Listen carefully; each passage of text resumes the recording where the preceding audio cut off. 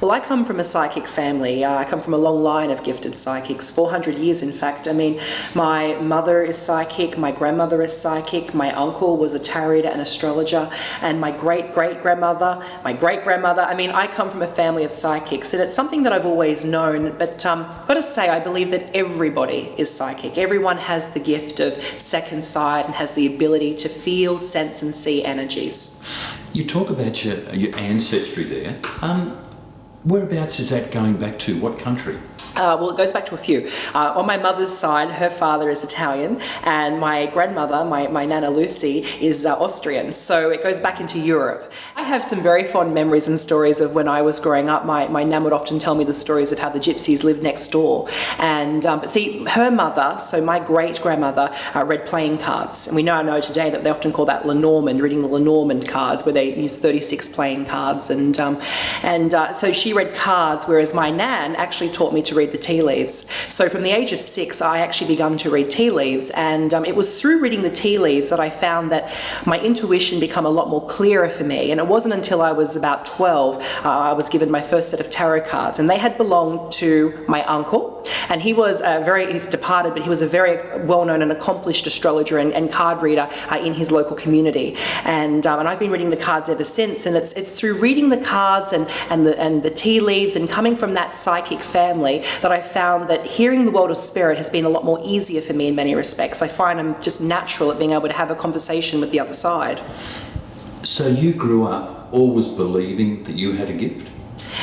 Constantly. I grew up my whole life believing. I mean, I always say I was sort of, I was born in a family where I was taught that we don't have 5 senses, we have 6. And the 6th sense is really, the first and most important sense that we can have. In my family, we'll put it this way, in families, they often say, if you don't play sport or have a hobby, you're a little bit strange. Well, in my family, if you didn't see the other side, you're a little bit unusual. So I am very fortunate to have come from a psychic family in that regard. But I was never, I want to say I was to the people, I was never really ever encouraged to develop my ability, and I was never disencouraged. It was just left to become what it is today.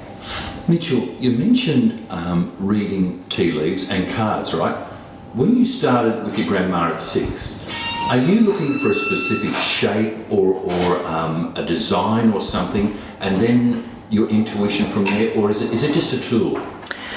It varies from reader to reader. For some people, it's just simply a tool. It becomes a focus for them to focus their energy and focus their mind to be able to tap into that psychic part of themselves. But there is an actual, I don't want to call it a science, but it's really the gentle art of reading tea leaves. There is an art form in that the patterns by the leaves, the leaves form various patterns, and they fall in various positions in a person's teacup. And each of those patterns and positions do have very specific meanings as to what that may mean for the inquirer or the person that's teacup you're reading. So for me, I have to say I learnt the patterns. I learnt patterns and symbols, and I got very good at symbols. I learnt that if I saw, an autumn leaf, that to me was my symbol for change. I learnt that if I saw a butterfly, that of course could also be transformation. Whereas if I saw, say a snake, I knew that was more of a warning in a person's teacup. Stars in a person's teacup can show bright parts to their personality. Depending where the stars fall in the teacup can all mean different things. Sometimes seeking out a medium or a psychic is not always essential. Sometimes what's essential is learning how to be still with yourself and connecting to your own sense of spirit. Because I believe that we are very wise and powerful beings living a physical human lifetime, but we really are souls in a physical body. We're not a body with a soul attached. We are a soul that has a body that comes with it for a physical life experience. And I often believe that if you can turn inward and turn into your own inner guidance, you often don't need the services of another because you hold the answers within. It's just a case of creating a space to open up your mind to the possibility that you can perhaps perceive things from a psychic and energetic level. How do you know then what is the ego and what is the message and what is the spirit? The ego, I always say spirit says yes and our ego says no. When you're coming from ego and you think it's your ego that's telling it, it will always have a fear base with it. So ego is always, we're in a state of fear. So there's 2 energies or forces that I believe drive this universe, and that is love and fear.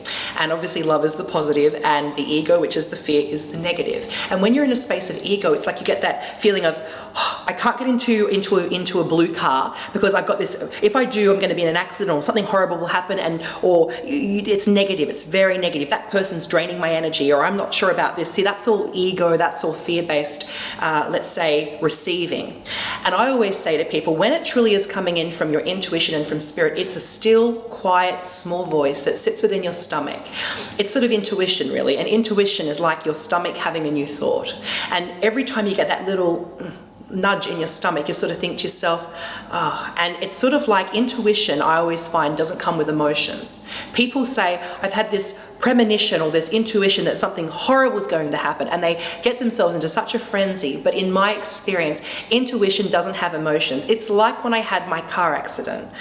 I didn't have this panic of, oh my God, I'm going to have a car accident, I'm going to have a car accident. I just had this little voice say, car accident. And I went, I'm sorry? Car accident. I went, oh, okay. And no matter how careful I drived, no matter how careful I no matter how much attention I put onto the road, and I'm driving along thinking, oh, this is just ridiculous, I'm not going to have a car accident. I stop at the lights, bang, rear-ended. So it's like, you know, I didn't have any emotion around it. I just had the knowing, that still, small, quiet voice that speaks to you, that says, take this particular course of action, avoid this situation, go to that person. It doesn't have this crazy emotion around it. It just has this still, small, quiet knowing. And that's when you know that you are really receiving psychic guidance from your higher self.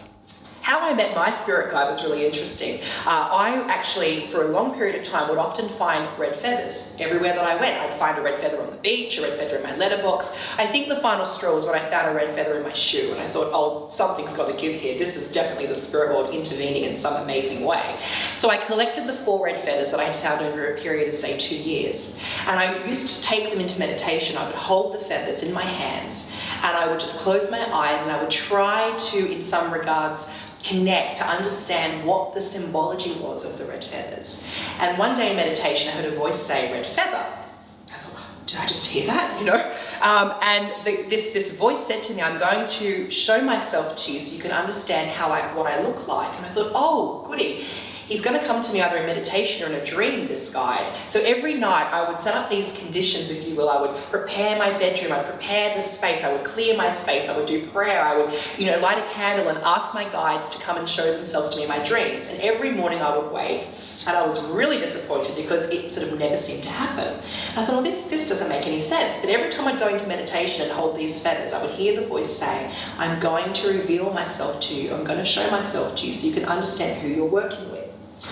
And it wasn't until, maybe 4 or 5 weeks later, I was at an event, and this lady came up to me. This was long before I was doing this work publicly, and she came up to me and she gave me an envelope. And she said, Mitchell, I believe that this is for you. I said, oh my God, really? Who are you? She goes, I believe that this is for you. And she said, and I went to go to open this envelope, and she grabbed my hands and she said, but before you open it, I must tell you, the number 4 is important, and so too are red feathers. And my face was like, I couldn't believe it. So I opened up the envelope, and as I pulled out a piece of art-like paper, this lady's ability and skill as a spirit guide artist was evident. And on this piece of art-like paper, staring back at me in my face, was a Native American guide with 4 red feathers in the headdress. And I smiled to myself and I thought, red feather, so that's what you look like. And ever since then, I've had a very good relationship with my guide. We have many guides. That's my master guide. Red Feather's my master guide, but I have many guides that work with me, and everybody in life have many different specialty guides that work with them. Say you were to take up art, you would have a guide that was perhaps very proficient in art that will step forward and help you with becoming an artist, or say a musician, or a writer, or a teacher. So depending on what, let's say, subjects or what areas of your life lessons that you're focusing on this time around can greatly determine the different types of guides that will step forward to help you and assist you.